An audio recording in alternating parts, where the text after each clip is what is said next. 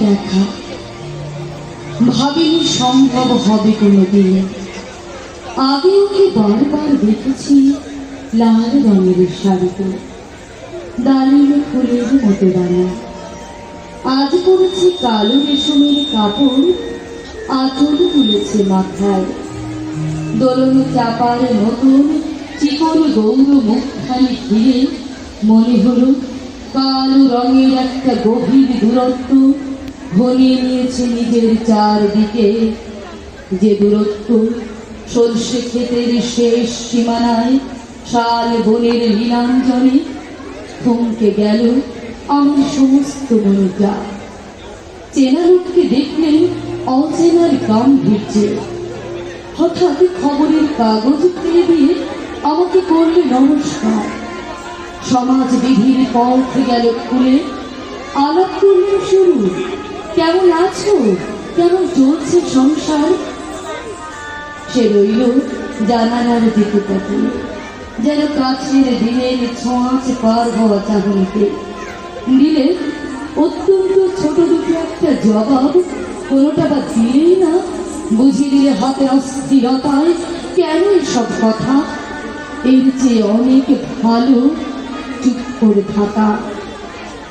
আমি ছিলেন অন্য বেঞ্চিতে ওর সাথীদের সঙ্গে। একসময় আঙুল নেড়ে জানালে কাছে আসতে, মনে হলো কম সাহস নয়। বসলুম ওর পাশাপাশি এক বেঞ্চিতে। গাড়ির আওয়াজের আড়ালে বললে মৃদু স্বরে, কিছু মনে করো না, সময় কোথা, সময় নষ্ট করবার, দূরে যাবে তুমি, দেখা হবে না আর কোনোদিন।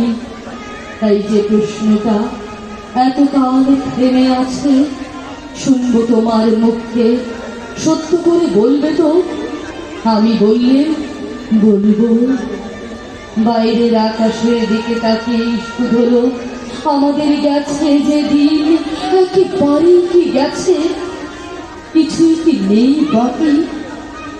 একটুকু রইলেন চুপ করে, তারপর বললেন রাতের সব তারাই আছে দিনের গভীরে।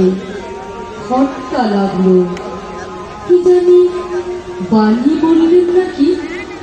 ও বললে থাক, এখন যাও ওদিকে।